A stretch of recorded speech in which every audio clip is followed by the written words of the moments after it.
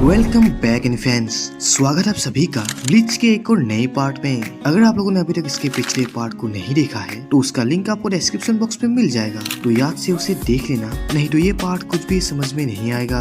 और अगर आप लोग मेरे चैनल पर नए हैं तो मेरे चैनल को सब्सक्राइब करके वीडियो को लाइक करना मत भूलना, ताकि आप सभी का सपोर्ट मुझे मिलता रहे। तो खैर देरी ना करते हुए शुरू करते हैं आज के इस वीडियो को।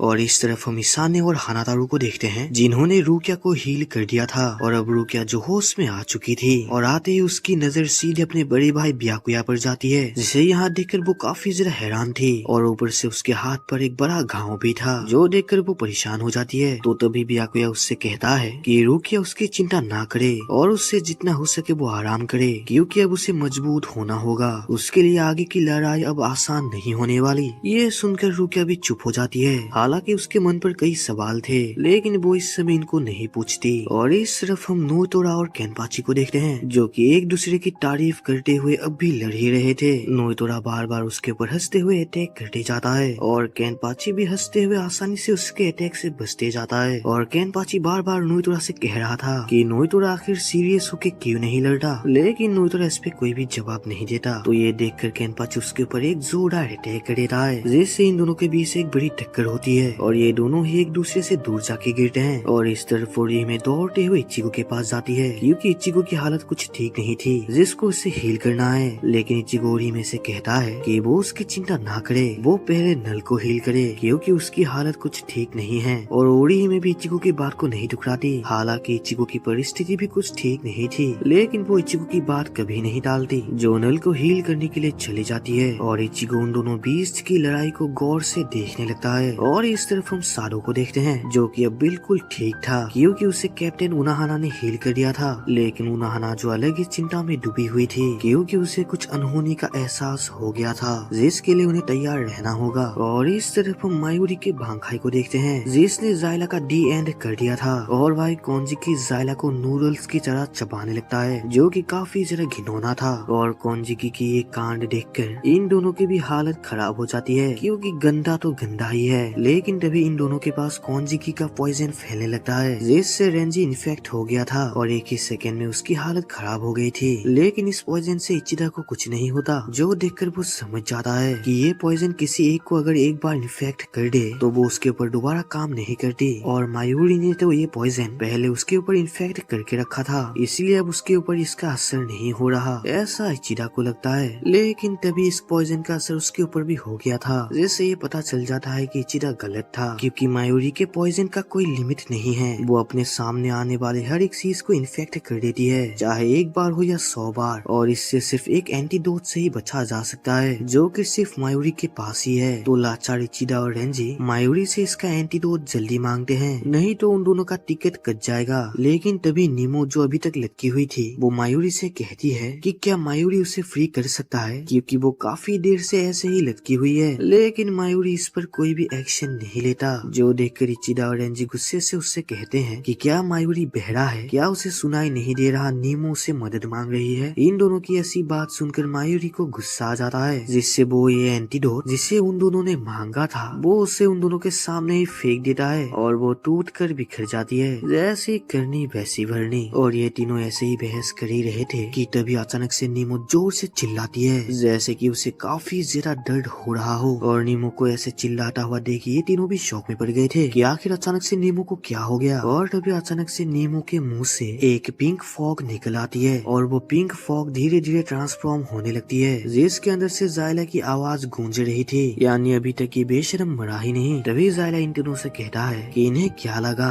कि वो इतनी आसानी से ही मारा गया, ये उसकी जान पट्टों की असली पावर है। वो इस पावर की हेल्प से अपने दुश्मन के बॉडी में से फिर से बन सकता है, या फिर ये समझ लो कि वो अपने दुश्मन के बॉडी के साथ अदला बदली कर लेता है, जिससे वो अपने दुश्मन के अंदर के सारे रेशी को सोख लेता है और उस रेशी को इस्तेमाल करके ही वो एक नया जन्म ले सकता है। लेकिन इसे उसका दुश्मन नहीं बच पाता, क्योंकि उसके बॉडी में रेशी होती ही नहीं। और तभी जायला अपने बॉडी में पूरा ट्रांसफॉर्म हो जाता है, जो देखकर रेंजी और इचिदा के तो पैरों तले जमीन खिसक जाती है और वो सोचते हैं ई का बवाल सीज है। और हम नेमो को देखते हैं, जो कि अपने होश में नहीं थी और उसके बॉडी का पूरा रंग भी व्हाइट हो चुका था, जैसे कि उसके बॉडी में खून का एक बूंद भी नहीं हो। और जायला को जिंदा देखकर तो मायूरी शॉक में पड़ जाता है कि आखिर ये बंदा भला इतना पावरफुल अटैक के बाद जिंदा कैसे है। तो मायूरी के ऐसे फेस को देखकर जायला उससे कहता है कि मायूरी जो उसे मारने के लिए मेहनत कर रहा है उसका कोई फायदा नहीं, क्योंकि भले ही वो जितनी बार जायला को मार दे वो वापस जिंदा हो ही जाएगा। यही उसकी असली एबिलिटी है, या फिर समझ लो कि वो अमर है। तो इस लड़ाई में मायूरी के जीतने के चांस तो नहीं बनता, और यही सब काबिलियत की वजह से ही जायला पूरा परफेक्ट है।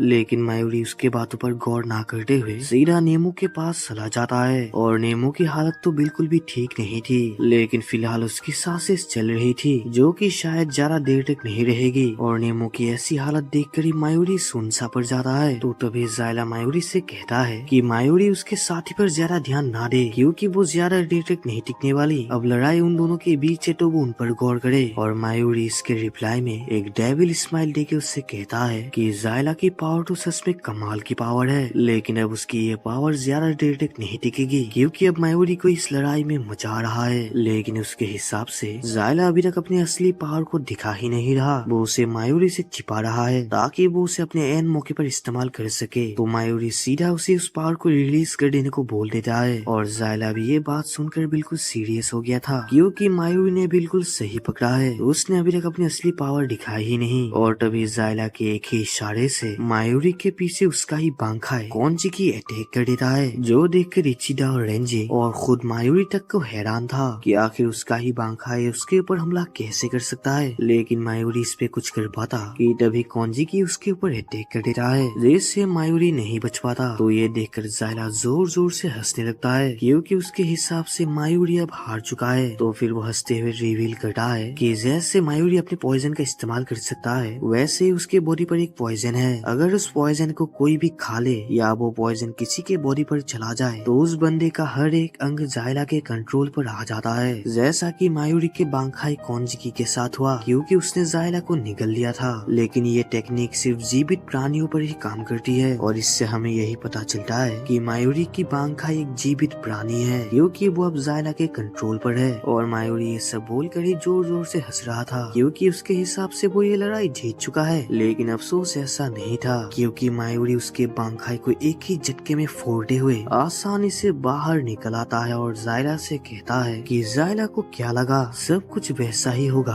अगर उसकी बांखाई अपने मास्टर की बात ना माने। लेकिन अफसोस ऐसा नहीं है, क्योंकि शायद जायला एक बात भूल चुका है कि एक बांखाई यूजर जब चाहे अपने बांखा को रिलीज भी कर सकता है और डिफ्यूज भी कर सकता है। और अब उसके हिसाब से जायला के पास कोई स्पेशल अटैक नहीं है, तो अब वो जायला के खिलाफ अपने सुपर ड्रग को इस्तेमाल कर सकता है, जो कि खुद इसने स्पेशली बनाया है। ये बात सुनकर जायला भी सीरियस हो गया था, लेकिन इस पे मायूरी कहता है कि उसे सीरियस होने की कोई जरूरत नहीं, क्योंकि उसका ये स्पेशल ड्रग पहले ही अपना काम कर चुका है। और सच में भाई होता भी यही है यार, क्योंकि अब जायला को अपने आसपास का सीन धुंधला सा दिखाई देने लगता है और उसे मायूरी की आवाज भी काफी धीमी सुनाई देने लगती है। असलियत में मायूरी ने ये ड्रग नेमो के बॉडी पर पहले ही डाल के रखा था, और अब क्योंकि जायला नेमो के बॉडी से बना है तो अब उसके बॉडी पर वो ड्रग भी घुल मिल गई है, जिससे अब उसका असर धीरे धीरे होने लगा है। और मायूरी ने इस सुपर ड्रग का नाम रखा है सुपर ह्यूमन पॉइजन, जो कि उसने पहली बार जायला के ऊपर ही इस्तेमाल किया है। और इस ड्रग का असर यह है कि विक्टिम को अपने आसपास की आवाज काफी धीमी सुनाई देगी, मतलब वो कुछ भी समझ नहीं पाएगा कि बंदा बोल क्या रहा है। और ऊपर से उसे आसपास के हर एक चीज काफी ज्यादा स्लो मोशन में दिखाई देगी। लेकिन सिर्फ यही नहीं, अगर किसी एक चीज को पहले के टाइम से स्लो मोशन में कर दिया जाए तो उसका लेंथ यानी टाइम काफी ज्यादा बढ़ जाता है। एग्जाम्पल के तौर से एक कछुआ और एक घोड़े को ले लो, अगर इन दोनों के बीच में 1 किलोमीटर का एक रेस रखा जाए तो ऑब्वियसली घोड़ा कम टाइम में पहले ही जीतेगा, लेकिन कछुआ को 1 किलोमीटर रेस जीतने के लिए काफी ज्यादा टाइम लगेगा। ठीक वैसे ही अगर मायूरी जायला के ऊपर अब तेजी से भी अटैक करे तो वो अटैक जायला को काफी ज्यादा स्लो मोशन में दिखाई देगा, चाहे उसकी डिस्टेंस 1 मीटर ही क्यों ना हो। जायला को लगेगा कि वो अटैक उसके बॉडी पर आने में करीब हो सकता है 10 साल या 100 साल या 1000 साल भी लग जाए। ये डिपेंड करता है ड्रग में पॉइजन की क्वांटिटी पर। अगर उसमें एक बूंद पॉइजन मिलाया जाए तो टाइम पूरा 50 साल तक बढ़ जाता है। लेकिन अब स्पेशली मायूरी ने जायला के लिए इस ड्रग पर टोटल 1 लीटर पॉइजन डाला है, जिससे हो सकता है अब इस अटैक को पहुंचने में जायला के पास 1 अरब साल तक लग जाए। और मायूरी की ये बात सुनकर जायला तो शॉक में पड़ जाता है यार, क्योंकि सच में मायूरी जो बोल रहा है वो बिल्कुल वैसा ही हो रहा था उसके बॉडी पर। लेकिन मायूरी ने इस अटैक पर एक बोनस पॉइंट भी रखा है। इस ड्रग में मायूरी ने और एक ऐसा पॉइजन भी मिलाया है जिससे किसी भी बंदे की सेंस काफी ज्यादा बढ़ जाती है। या फिर मान लो इस अटैक से किसी बंदे को अब 1 गुना नहीं 10 गुना नहीं बल्कि 1000 गुना ज्यादा दर्द होगा। और फिर मायूरी ये बोलकर अपनी जान पकड़ों को उसकी तरफ बढ़ाता है। और जायला तो अब बिल्कुल सुनसा पड़ चुका था भाई, लेकिन फिर भी वो अपने हाथ से उस जान पकड़ों को रोकने की कोशिश करता है। लेकिन अब जायला भी होश में नहीं था, जिससे वो अपनी ताकत का इस्तेमाल नहीं कर पा रहा। लेकिन मायूरी धीरे धीरे अपनी जान पकड़ों को उसकी तरफ बढ़ाता है, क्योंकि वो चाहता है कि जायला और ज्यादा तड़पे, क्योंकि वो प्रेजेंट टाइम में 1 सेकेंड लेट करेगा और जायला को इनर वर्ल्ड में 100 साल लेट लगेगा। और जायला भी इस पर कुछ भी नहीं कर पाता, जिसे अपनी आंखों के सामने अपना अंत दिखाई दे रहा था।